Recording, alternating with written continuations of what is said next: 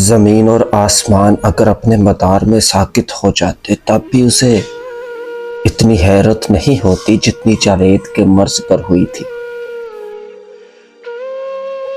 اس نے تو سوچا تھا کہ زندگی میں اب کچھ آسانیاں آ جائیں گی، کچھ سکون آ جائے گا، لیکن زندگی تو بے رحمی سے اسے اس کے گھرانے کو روندتی چلی جا رہی تھی۔ اس کی سانسوں کا دھیان کیے بغیر، اس کی معصومیت، اس کی کم سنی کی جانب متوجہ ہوئے بغیر، کیا یہ درست ہو رہا تھا؟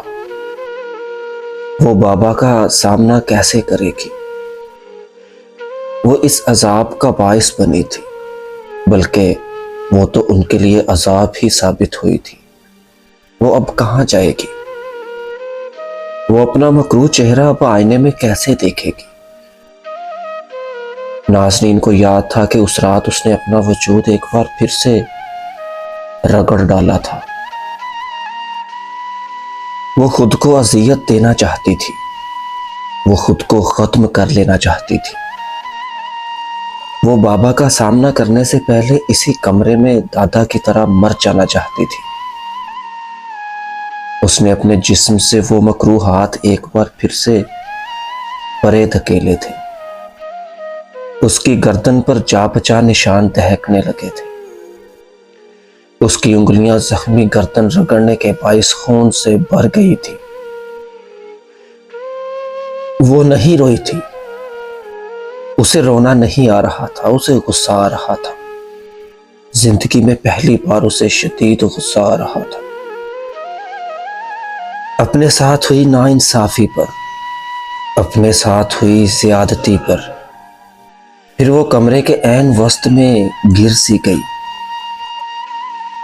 نازنین کے سر پر آسمان گھومنے لگا تھا۔ اس کی بند بند آنکھوں سے اگلے ہی پل آنسو ٹپک پڑے تھے۔ پھر آنسو نہیں رکے، اس کا دامن آنسوؤں سے گیلا ہونے لگا۔ اس نے زندگی میں پہلی بار بغیر آواز کے رونا اس رات کو سیکھا تھا۔ اس نے زندگی میں پہلی بار محض آنسو بہانا اس رات جانا تھا۔ اس کے کچے صحن والے گھر میں اس رات کسی نے کھانا نہیں کھایا تھا، نہ ہی اس گھر میں رونے کی آوازیں گونجنے لگی، نہ ہی کسی قسم کا بھی بین سنائی دیا۔ وہ گھر سنسان ہو گیا تھا، اور جانتے ہیں کیا؟ سنسان گھروں سے زیادہ بھیانک اور کچھ نہیں ہوا کرتا، خاص کر تب جب اس گھر میں انسان زندہ ہوں لیکن ان کی موجودگی زندہ لاشوں سے عبارت ہونے لگے۔ جاوید اگلے ہی پل اپنے بستر سے اٹھ کھڑے ہوئے۔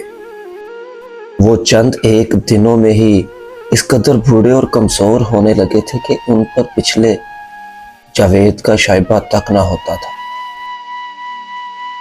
ان کا رخ باہر کی جانب تھا۔ کچے بنے صحن سے بمشکل وضو کر کے وہ برآمدے میں آ کھڑے ہوئے۔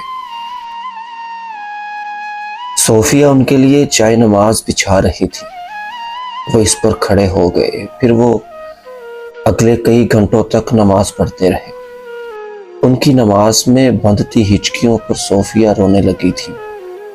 نازنین اپنے کمرے سے باہر نکل آئی۔ وہ بابا کا سامنا کرنے کی ہمت خود میں نہیں پاتی تھی۔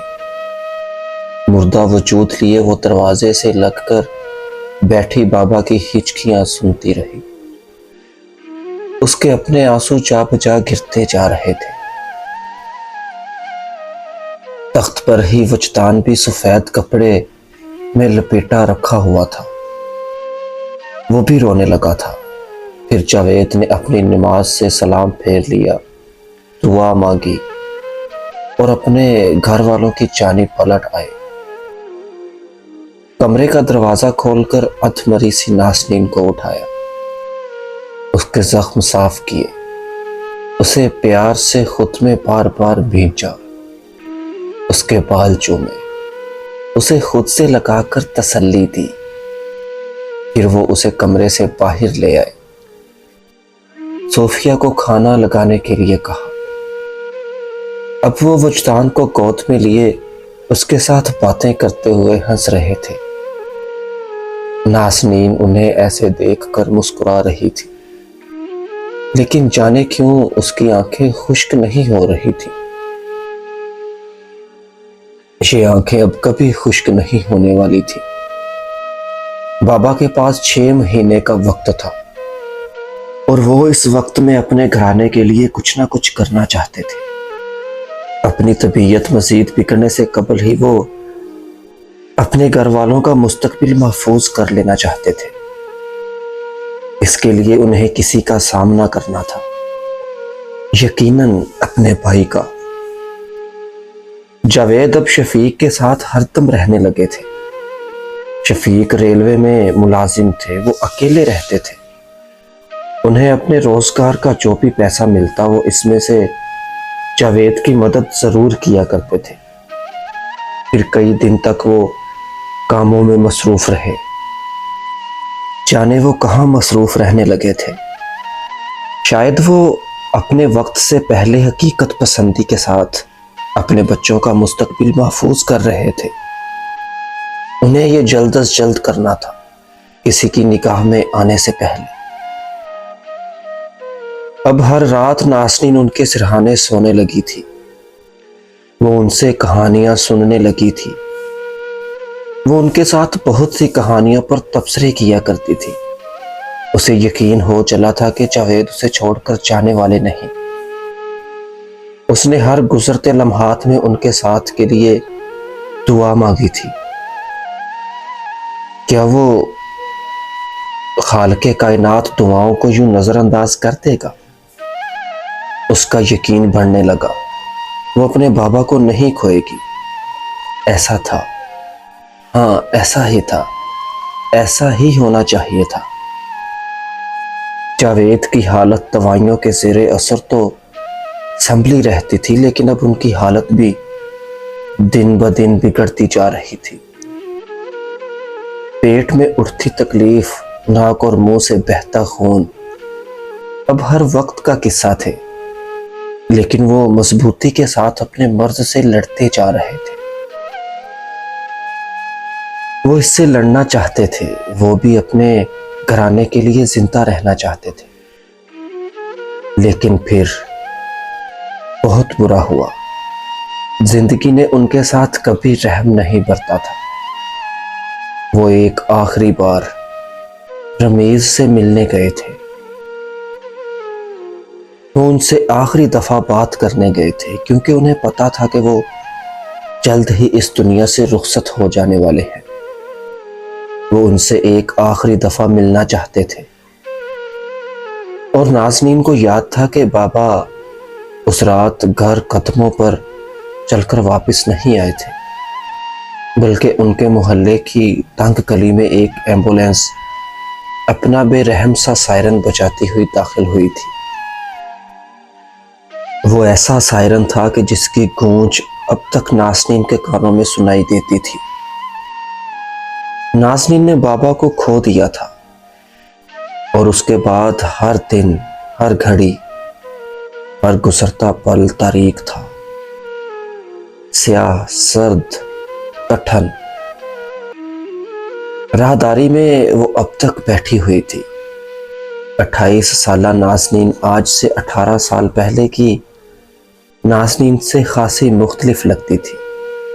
وہ مضبوط تھی، وہ کڑوی ہو گئی تھی، وہ سخت ہو گئی تھی، وہ سرد ہو گئی تھی، اور تھوڑی بے رحم بھی ہو گئی تھی۔